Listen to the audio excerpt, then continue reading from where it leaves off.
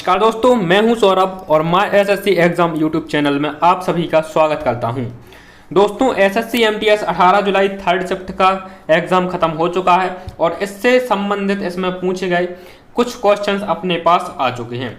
तो दोस्तों, जानेंगे कौन कौन से क्वेश्चन एसएससी एमटीएस 18 जुलाई की थर्ड शिफ्ट में पूछे गए हैं। यदि आपको वीडियो पसंद आती है तो वीडियो को ज़्यादा से ज़्यादा लाइक करें, शेयर करें और दोस्तों चैनल पर यदि आप नए हैं और एसएससी एग्जाम से संबंधित अपडेट पाने के लिए, इससे संबंधित स्टडी मटेरियल पाने के लिए हमारे YouTube channel my SSC exam को सब्सक्राइब करना ना भूलें और साथ ही साथ दोस्तों बेल आइकन को भी प्रेस करें ताकि यहां पर अपलोड की गई नेक्स्ट वीडियो की नोटिफिकेशन आपको सबसे पहले मिल सके। तो दोस्तों, वीडियो को स्टार्ट करेंगे पहले क्वेश्चन के साथ में। तो एसएससी एमटीएस 18 जुलाई थर्ड शिफ्ट का पहला क्वेश्चन जो आज हम देखिए, अब क्या हुआ है कि बहुत सारे क्वेश्चन ऐसे हैं जो क्वेश्चन रिपीट हो रहे हैं, ज़्यादा नहीं 2-3 क्वेश्चन रिपीट हो रहे हैं। प्रत्येक शिफ्ट में लगभग 12 दिन का एग्जाम हो चुका है, ठीक है, 12 दिन एग्जाम हो चुका है, 11 दिन, ठीक है। तो अब क्वेश्चन 1-2 क्वेश्चन रिपीट हो रहे हैं, देखने मिल रहे हैं। और जो पैटर्न है एसएससी शुरुआत से अभी तक एक ही पैटर्न फॉलो कर रहा है, ठीक है। साथ ही साथ जो लेवल रह रहा है एग्जाम का, लेवल इजी टू मॉडरेट रहता है। और यहाँ पर जैसे एक डांस पूछा जाता है तो प्रत्येक शिफ्ट में डांस पूछा ही जाता है। इस प्रकार से 2 क्वेश्चन आपके हिस्ट्री से देखने मिलते हैं। इस प्रकार से जो पैटर्न है एग्जाम का वो लगभग सेम ही देखने को मिल रहा है, ठीक है। तो आपको ये जो टॉपिक है जहाँ से क्वेश्चन पूछे जा रहे हैं, यही टॉपिक आपको पढ़ने हैं यहाँ से, और आगे वाली आने वाली शिफ्टों में क्वेश्चन देखने को मिलेंगे, ठीक है। बढ़ते हैं दोस्तों वीडियो में आगे। पहला क्वेश्चन जो आज हमारे पास पहुंचा, लिखा हुआ है भारत के नए विदेश सचिव कौन नियुक्त किए गए हैं। भारत के नए विदेश सचिव कौन नियुक्त किए गए हैं। तो देखिए, भारत के जो नए विदेश सचिव हैं विनय मोहन क्वात्रा। कौन दोस्तों? विनय मोहन क्वात्रा। अभी हाल ही में 30-31 अप्रैल को इनके पहले के जो विदेश सचिव थे उनका रिटायरमेंट था और इनके बाद में इन्हें क्या किया गया, इन्हें नियुक्त किया गया। तो अभी ये हाल का ही करंट अफेयर है।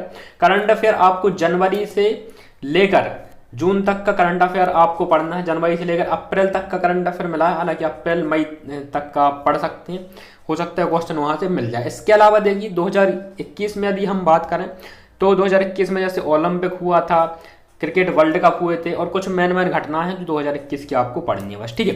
बढ़ते हैं आगे। अगला है उड़ीसा से डांसर जिनकी हाल ही में मौत हुई है। तो उड़ीसा की डांसर थी लक्ष्मी महापात्रा, इनकी हाल ही में मृत्यु हुई थी, ठीक है। तो ये क्वेश्चन यहाँ पर बना था।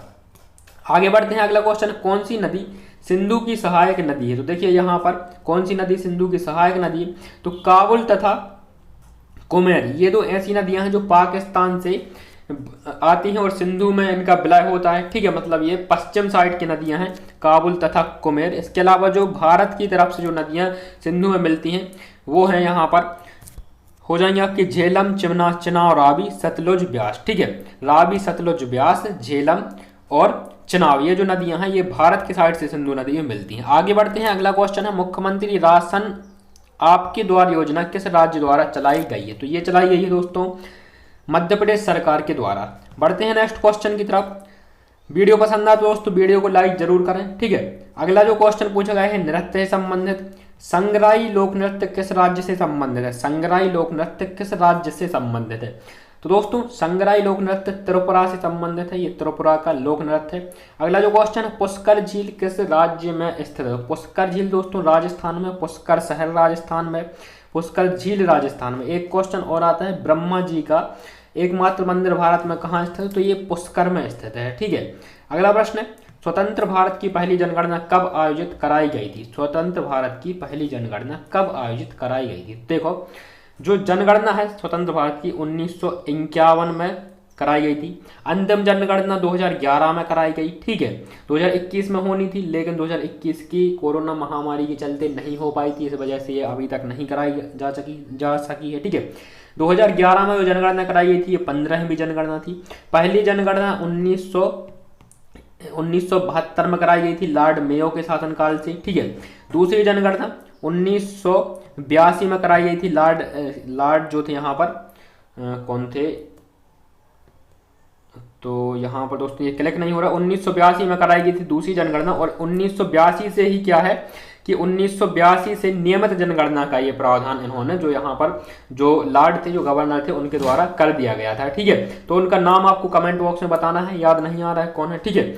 अगला है आवर्त सारणी में H किसका प्रतीक है? तो ये हाइड्रोजन का प्रतीक है। ठीक है, किसका प्रतीक है? हाइड्रोजन का प्रतीक है। अगला क्वेश्चन यहाँ पर टीपू सुल्तान किस वर्ष राजा बना था? तो देखिए टीपू सुल्तान 1782 ईस्वी में राजा बना था। टीपू सुल्तान के जो पिता थे कौन थे? हैदर अली, और ये मैसूर के शासक बने थे। कब बने थे दोस्तों? 1761 ईस्वी में हैदर अली मैसूर का शासक बना।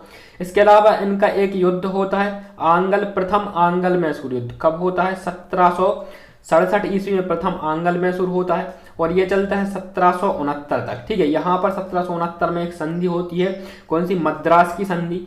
इसके बाद में दूसरा आंग्ल मैसूर युद्ध होता है जिसमें हैदर अली और अंग्रेजों के बीच में दूसरा आंग्ल मैसूर युद्ध होता है। कब से होता है? 1780 से लेकर 1784 के बीच में। इसी दूसरे आंग्ल मैसूर युद्ध में क्या हो जाता है? हैदर अली की मृत्यु हो जाती है 1782 ईस्वी में। ठीक है, और यहीं से जो हैदर अली के पुत्र था टीपू सुल्तान, इसे क्या हो जाता है? इसे मैसूर का ये सुल्तान बन जाता है, मैसूर का राजा ये बन जाता है। इसने ये जो द्वितीय आंग्ल मैसूर युद्ध था 1784 तक लड़ा। इसके बाद में तृतीय आंग्ल मैसूर युद्ध कब हुआ? तो द्वितीय आंग्ल मैसूर युद्ध में संधि कौन सी हुई थी? तो यहाँ पर देखिए जो मद्रास की संधि थी, फिर इसके बाद मंगलोर की संधि दूसरी संधि थी, द्वितीय आंग्ल मैसूर। तृतीय संधि जो हुई थी, जो तृतीय आंग्ल मैसूर युद्ध था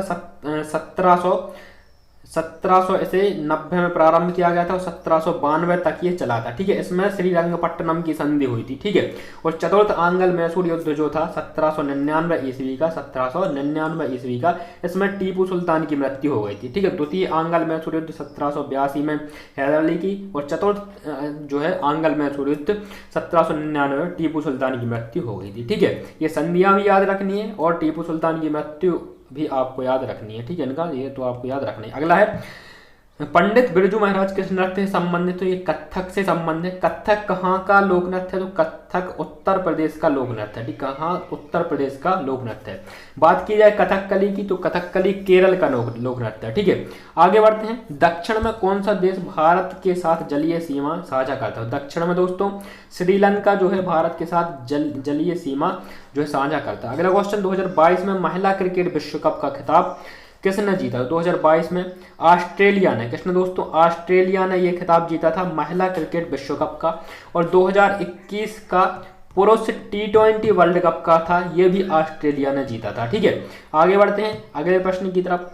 2008 में बीजिंग ओलंपिक में किस भारतीय खिलाड़ी ने व्यक्तिगत ओलंपिक में स्वर्ण पदक जीता? तो अभिनव बिंद्रा ने 10 मीटर एयर राइफल प्रतिस्पर्धा में स्वर्ण पदक जीता था। ये प्रथम भारत का जो था गोल्ड मेडल था, प्रथम व्यक्तिगत गोल्ड मेडल था। यदि प्रथम गोल्ड मेडल की बात करें तो भारतीय हॉकी टीम ने 1928 के एम्स्टर्डम ओलंपिक में, जब ध्यानचंद्र भारतीय हॉकी टीम के कप्तान हुआ करते थे, तब इन्होंने रेगुलर ओलंपिक में 8 गोल्ड मेडल जीते थे। 1928 के में, 32 के में, 36 के में, 40 के में, इस प्रकार से रेगुलर 8 ओलंपिक में इन्होंने 8 स्वर्ण पदक हॉकी में जीते थे। ठीक है, लेकिन व्यक्तिगत स्वर्ण पदक कब आया? तो ये आया दोस्तों बीजिंग ओलंपिक 2008 में। अभिनव बिंद्रा ने 10 मीटर एयर राइफल प्रतिस्पर्धा में जीता था। दूसरा व्यक्तिगत गोल्ड मेडल कब आया? तो हम सभी जानते हैं नीरज चोपड़ा को। ठीक है, जेवलिन थ्रो में 2021 टोक्यो ओलंपिक में इन्होंने दूसरा गोल्ड मेडल प्राप्त किया भारत के लिए व्यक्तिगत। ठीक है, अगला क्वेश्चन है कोका कोला का ब्रांड एम्बेसडर कौन है? तो शाहरुख खान कोका कोला के ब्रांड एम्बेसडर हैं। पंजाब के वर्तमान मुख्यमंत्री कौन है? तो भगवत मान जो है आम आदमी पार्टी से पंजाब के नए मुख्यमंत्री बनाए गए हैं। अगला क्वेश्चन है राज्य के नीति निर्देशक तत्व संविधान के किस भाग में है? तो राज्य के नीति निर्देशक तत्व संविधान के भाग 4 में अनुच्छेद 51 का। ठीक है, कहाँ से लिए गए हैं नीति निर्देशक तत्व? तो आयरलैंड के संविधान से लिए गए हैं। 76वें संविधान संशोधन के द्वारा, 76वें जो है यहाँ पर कौन से 42वें संविधान संशोधन के द्वारा। ठीक है, 42वें संविधान संशोधन के द्वारा ये जो है नीति निर्देशक तत्व ऐड किए गए थे। ठीक है, भारतीय संविधान में। अगला क्वेश्चन है द ग्रेट इंडिया नामक पुस्तक के लेखक कौन है? तो शशि थरूर है द ग्रेट इंडिया नामक पुस्तक के लेखक। ठीक है, अगला प्रश्न ब्रह्म समाज की स्थापना किसने की थी? तो राजा राम मोहन राय ने ब्रह्म समाज की स्थापना की थी। ठीक है, आत्माराम पांडुरंग ने भी यहाँ पर प्रार्थना समाज की स्थापना की थी। ठीक है, आर्य समाज की स्थापना किसने की थी? दयानंद सरस्वती ने। दयानंद सरस्वती ने आर्य समाज की स्थापना करी थी। एनी बेसेंट ने क्या किया था? थियोसॉफिकल सोसाइटी की एनी बेसेंट ने क्या की थी? स्थापना की थी। ठीक है, गठन किया था। तो ये थे दोस्तों आज एमटीएस 18 जुलाई थर्ड शिफ्ट में पूछे गए क्वेश्चन। वीडियो आपको कैसी लगी कमेंट बॉक्स में बताना है, साथ ही साथ वीडियो को ज़्यादा से ज़्यादा लाइक करना है, शेयर करना है। मुलाकात होगी नेक्स्ट वीडियो में, तब तक के लिए नमस्कार, जय हिंद, वंदे मातरम, धन्यवाद।